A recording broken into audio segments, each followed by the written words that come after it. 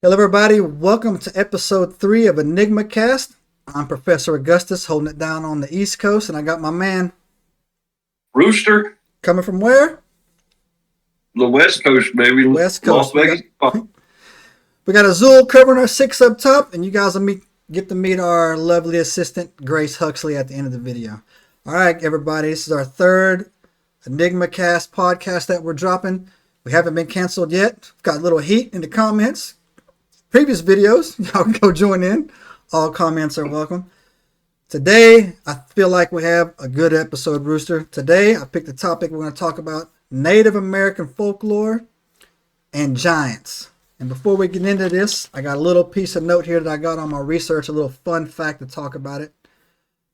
Came across a Native American storyteller. I can't remember the tribe off the top of my head.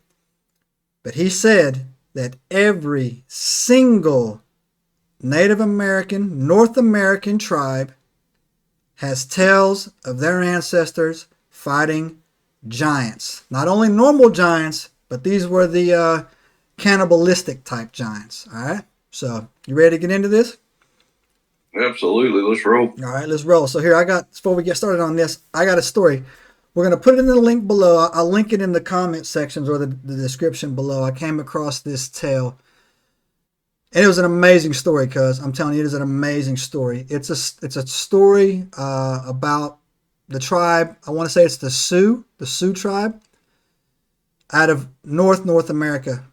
And it's a tale about what they say a time before horses. So a lot of people don't sometimes forget, but there was a time when North America had no horses. The horses weren't introduced to this continent, I think, until the conquistadors landed in Mexico, and then they migrated north. But there was a time where the Native Americans referred to as the time before horses. And the story that I came across, cuz, is this, man. It's actually out of South Dakota, right? And it was near and it was supposedly took place in this area called Central Tripp County. I've never been to South Dakota. Have you ever been there? I've been through there. Really? Was it nice? Yeah. It's one of the last beautiful natural places we have left in this country. Really? Yeah. Is that North. Is that where they shoot Yellowstone, that TV series? I'm not real sure about that. It may be. Anyways. Yeah, so Central Tripp County up there. Supposedly on one of the highways over there, you'll notice a range, right? Like a ridge line, I guess is the proper word for it, that seems like out of place. So the Native Americans have a story on how that ridge line was basically created. The story is one of the best told stories I've ever heard. Like, the guy that was telling this story, like, he just had a talent for like telling stories, right? And it's like it had me like, it's a 10-minute story, and it had me the whole time, right? It was into it. But this story that takes place, they tells about, happened during the time of what they call the time called the Summer of Storms, right? And the time before horses. I guess that's how they tracked, their timeline or whatever. And everything is word of mouth, right? So nothing was written down. Right. It's passed down from generation to generation. And to be fair, I've done an experiment one time where you whisper something into somebody's ear and they whisper the exact same thing into like 30 other people's ears. It goes around the table, and by the time it gets back to you, it's something completely different. So I'm sure there's been some embellishing along the way, but the story is amazing, right? It's fascinating. But I think Native Americans probably have a pretty strong history of, getting it right every time. That's their primary way of, communicating. But this story talks about, I got his name. I wrote it down here. It's a time where this warrior named Cloud and 7 other braves killed this giant named Ea, right? They actually passed down the name of this giant, right? This giant's name is Ea. And so how the story unfolds, I'm going to give you the basic version of it, but if you're watching this video when you guys are done, after you hit subscribe and like, click on the link below and go watch that video. It is awesome. So well done. So basically what it talks about, it starts is that they were in the summer of storms. It was in the middle of summertime. They were in their dwellings. I don't think they referred to them as teepees or anything. They were in their dwellings. Big storm rolls up.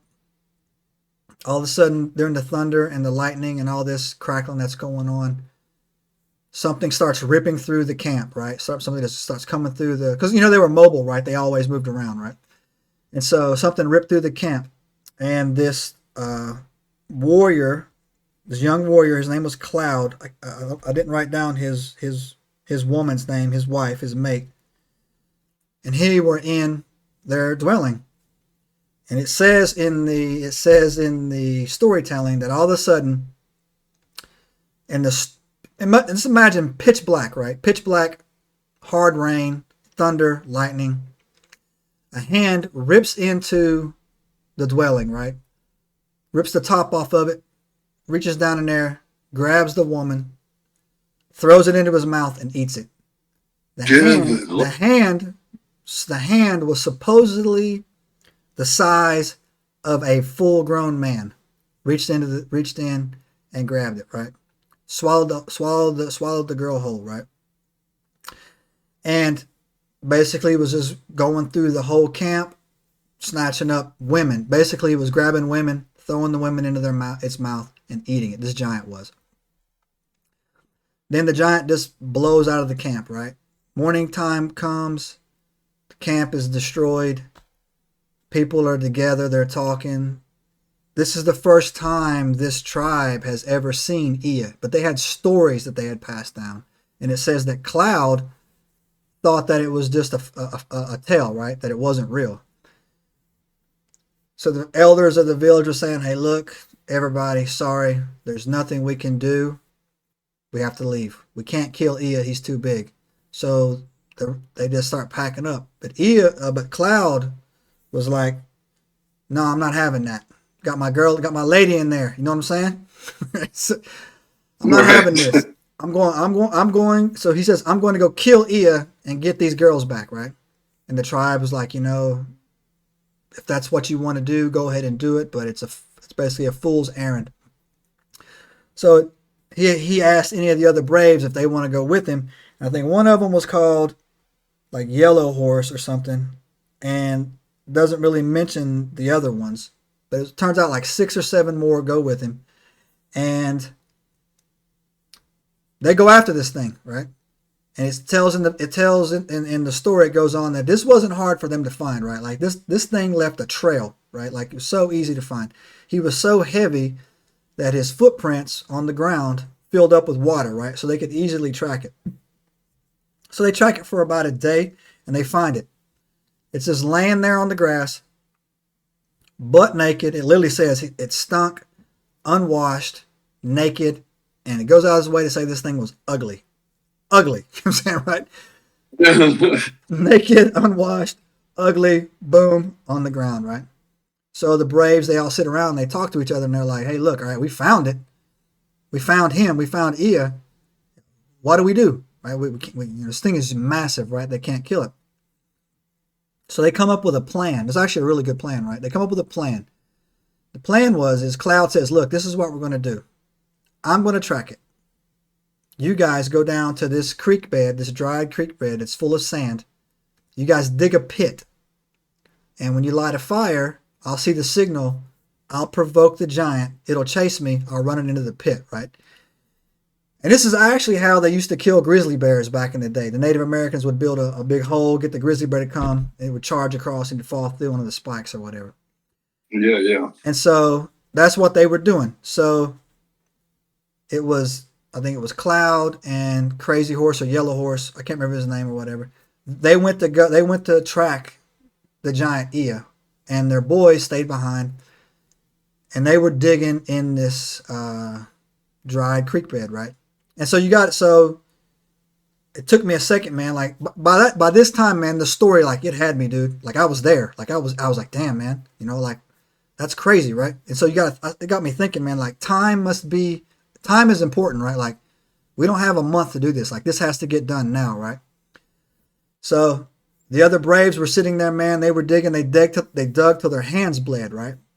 They dug this massive, massive trench because this giant was huge. And it says it was 5 times the giant's height, right? So I can't even imagine how deep that was. And they created these slides on the side where the earth was, and they laid the stuff across, covered it with dirt or whatever. Light the signal fire. It took them 3 days to dig this, right? Round the clock they dug 3 days, right? Took them 3 days. Right. To dig. 3 days to dig. Light it. Cloud sees the smoke, but the whole time, man, like this giant has been, this giant's been walking like for 3 days, right? So Cloud was like, all right, time to do my part, basically. Goes up, provokes this thing, and they said its weakness was it was always hungry, bro. It was a slave to its stomach, right? So it saw Cloud, dinner. That's all it thought, right? It was like basically a feral wild animal at the time, man. And boom, he started chasing him. Yo, so Cloud had to run, dude. In the story, it doesn't say, how far he had to run, but he was running. And you got to think that this giant was chasing him, and it must have been one stride, had to have been 10 or 15 strides for the young warrior. You know what I mean? So, like, he's at a sprint. Yeah. The giant's coming, slapping at him or whatever. They're provoking it. The other warriors with him, running him or whatever, trying to get there. They get the giant to chase it, and they're heading back towards the river. He sees the river, but, like, by this time, man, Cloud is exhausted, right? Like, he is exhausted. He is spent, right? He falls down. I think the giant somehow clips him, like gets a clip on him somehow, like a finger slaps him or whatever, man, and Cloud goes a-rolling. And he's like, man, I'm done. I can't do it. Like, the other guys hopefully can get it done. I can't get it done. But, like, so he just basically laying there for the final squash to come. But it says that he got this little bit of spark in him, man. This little last bit of, let's get it in him. Rolled away from the slap, kept going. Sees the goal, sees the finish line, right? Giant's on him. Cloud runs across, no problem, because it's basically a false floor. Ea hits it, full stride, moving forward. Boom, crashes, goes down. Bam, falls to the bottom, right? So Cloud hauls ass. Soon as he's done, man, the other Braves start knocking away the dirt, man. The dirt starts just like pulling in, right? Pouring in. The giant's raising hell, trying to get out, screaming or whatnot. And eventually it turns into a whimper. He suffocates, he's thrashing about, can't get out, suffocates, he dies, right? They give it, a decent amount of time, I don't know, maybe 10 minutes or whatever, to make sure this thing is dead or whatnot. Start digging like crazy, get down there to him. They gut this thing, right? Gut him. According to the legend, man. And this was a detail, man, that I thought was pretty wild. Cloud grabs his woman, his wife, pulls her out of the giant, and she's clinging to life, man, barely alive, right? But she's covered in this green stuff, right? And that just happens to be the same color as like stomach bile that I read, right? It's green, right? Covered in green, pulls her out, and like and the rest of the Braves come down there, like they see that, she's alive. They start cutting into this giant or whatever, cutting into his guts, find all the women that were taken, and there was a nearby like little river or whatever. Drag them over there, man, pull them into the river, wash them off or whatnot, and they cling to life, man, and they all come back, and then they eventually go and they reconnect with their tribe, right? Crazy story. But then like the tribe gets together and like he takes them back. He's like, hey, look, I killed Ea. Obviously he killed him because the girls are back, right? Yeah. So they're like, yo, this thing. C-section. Yeah, right. There's no epidural on that. Cuts them out. So goes back. Tribe goes back, man. They start burying like rocks. They want to make sure this thing never comes back, right? So they bury it. And over time, it rained, grass grew on it, man, and it like created this ridge that you can still see. So if we ever go on the road, dude, we got to go see this, man. We got to go to this county and ask. We're going on the road. Yeah, and ask around and go and look at it. I'm not doing that story any justice, man. It was one of the best story tales I've ever heard, man. I'm not doing it any justice. So everybody, if you're watching this, go watch that story. It's going to take for me though to see a skeleton. Right. You know what I mean? Yeah. All the stories are great, just like here in near Las Vegas, Paiute Indian Reservation. I've done a lot of work on that reservation. They claim 10-foot tall, red-haired white giants. Fought them forever. And then eventually all the tribes came together to exterminate these guys, chased them into a cave, right? What was left of them, chased them into a cave and argued to bring them out, told them to come out and fight. They would not come out and fight, so they set fire in front of the cave, mouth of the cave, smoked out a few of them, and then they got pummeled with arrows from everywhere, killed those, and then the rest burned alive inside the cave. Wow. Then the cave collapses, and the only thing that can get in and out of the cave is like bats and ant rodents and stuff. And I think it was in 1911,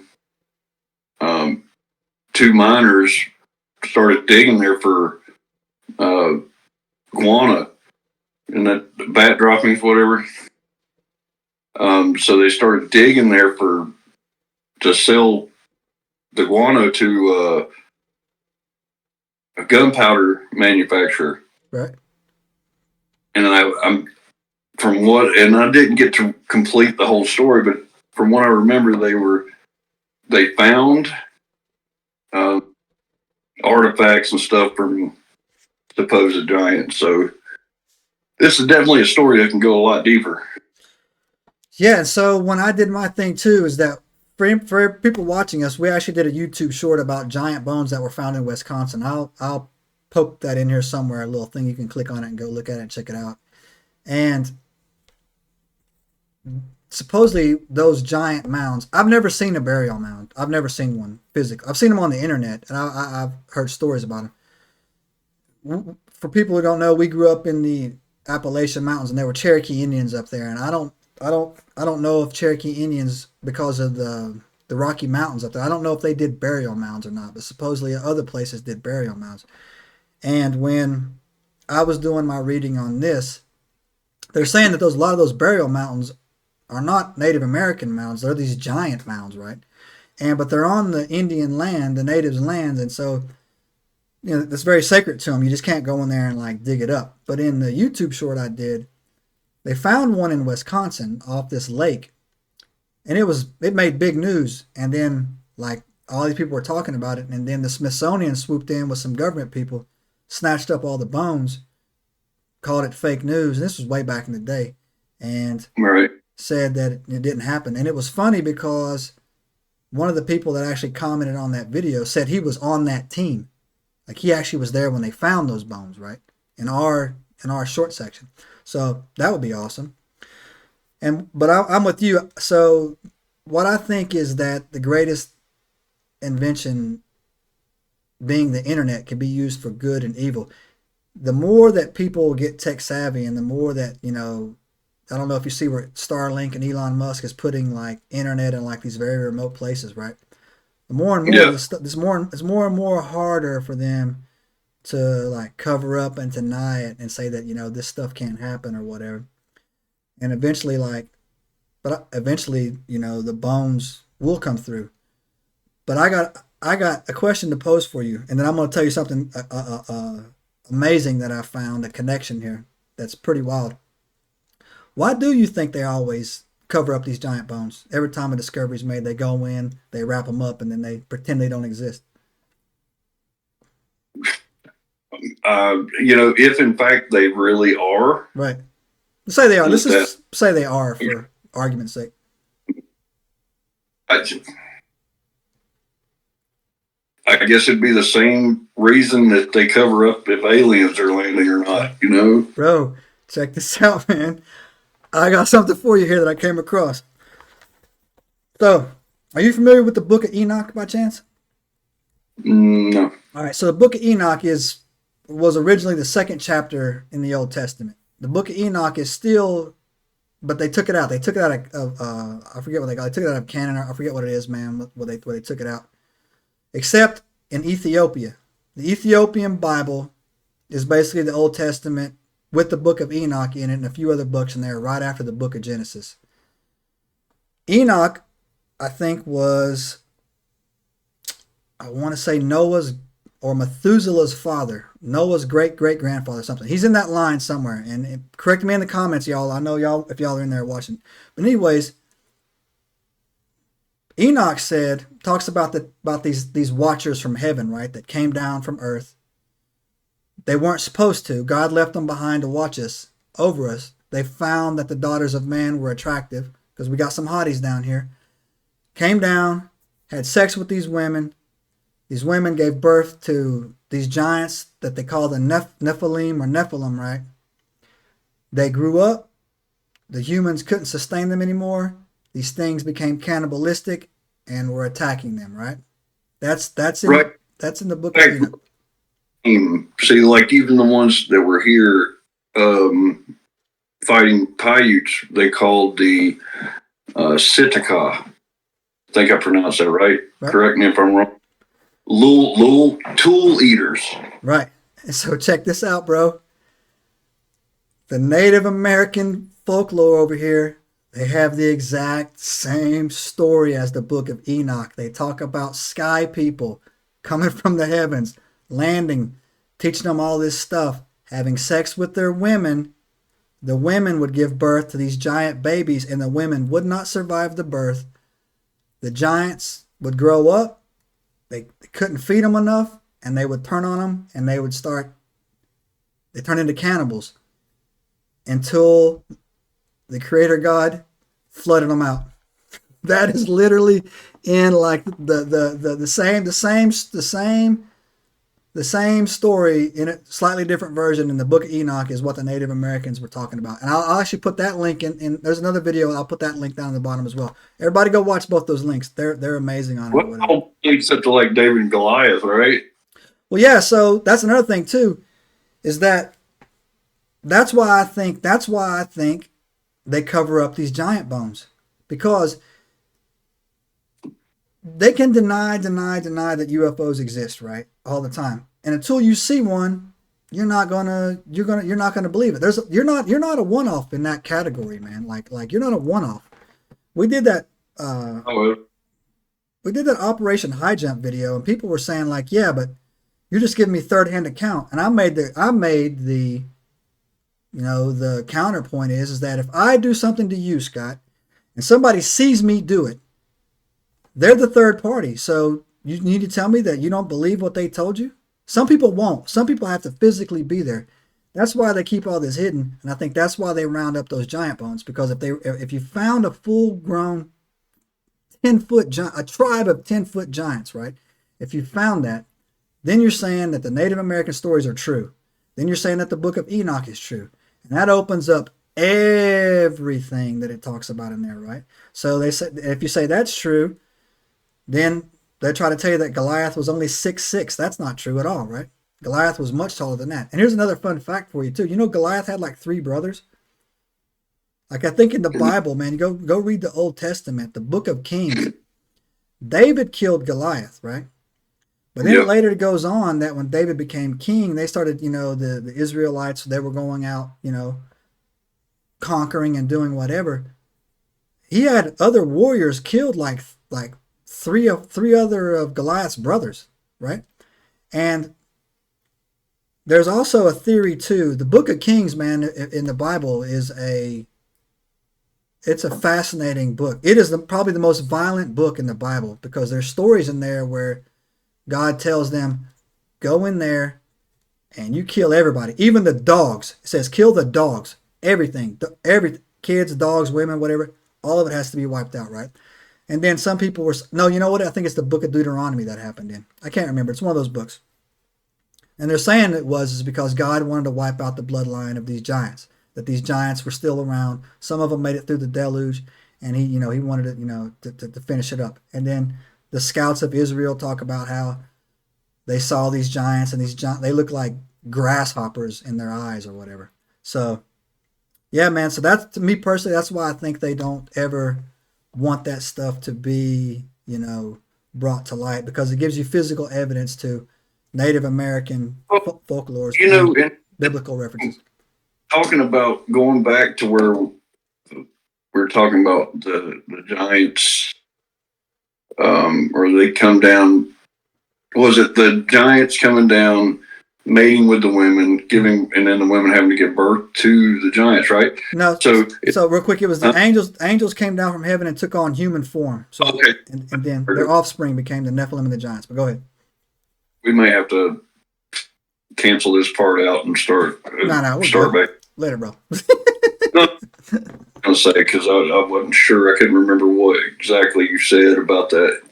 Because I was going to say, if they didn't survive the birth, how did they survive the conception? So for sure. So basically came down, wiped them out, and they got out of control, and then it had to be dealt with. But there was also the same white giants supposedly were up and down the Appalachians as well. And the second video that I'm going to link to you down there will talk about that. The Native American storyteller, he was really good. He was saying that it was passed down that these white giants that we're talking about, they conquered everything. The land, the people, they could not be stopped, right? Could not be stopped. And so until after, sometimes they would fight them and become victorious, and then sometimes they would fight them and just lose it because they were supposedly incredibly smart as well. But that's pretty amazing, don't you think? Absolutely. 100%. Yeah, so basically that's what we have to go with that. Everybody, that is our episode for this today. If you've stuck around this far for this podcast, don't forget to give us a subscription, give us a like, leave us some comments down below. While we're still on here, because I wanted to bring up to the people about a very, very good, what am I trying to say here? Nonprofit. Can you tell them about that nonprofit a little bit? Well, Project First Step? Yes, that's a good place, man. Everybody needs to check it out. Right. So we'll leave that link down there and below it. We are involved with a nonprofit organization called Project First Step that helps people, homeless people, veterans, young people dealing with psychosis-based mental illnesses. A lot of veterans, a lot of homeless down there. Go check the website out. Give it a click and take a look into that if you want to. And give some reading on it. If you know anybody that happens to be dealing with that type of situation in their life, it's not uncommon, but it is very treatable if you get it early. The longer you let it go, the more severe that it can be. But if caught early, you can get it treated. This nonprofit will help you, point you in the right direction, and depending on the current situation of their donations, they can actually help you pay for that stuff as well. That's a good point, cuz. Thanks for bringing that up and reminding that too. We'll stick that in the link down there below. But anyways, that is our show for today. Cuz, you got anything? Man, I'm just ready for the next one. You ready for the next one? All right. So yeah, then I got a good topic on the next one. We'll talk about it after this. Again, if you've stuck around this long, think about giving us a subscribe. We're almost broke 200. Proud of that. That's right. Take a move, baby. Take a move. Boom, boom. Proud of that, right?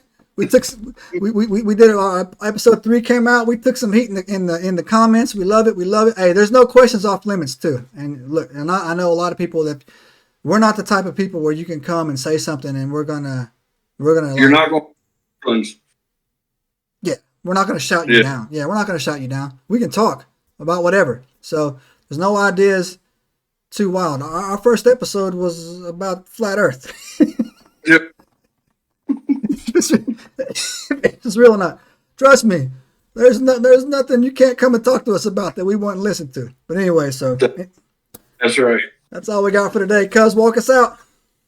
All right, we'll see y'all next time, man. Peace out. Be good. Much love. Have a good one. All right. Don't miss out on our fascinating content.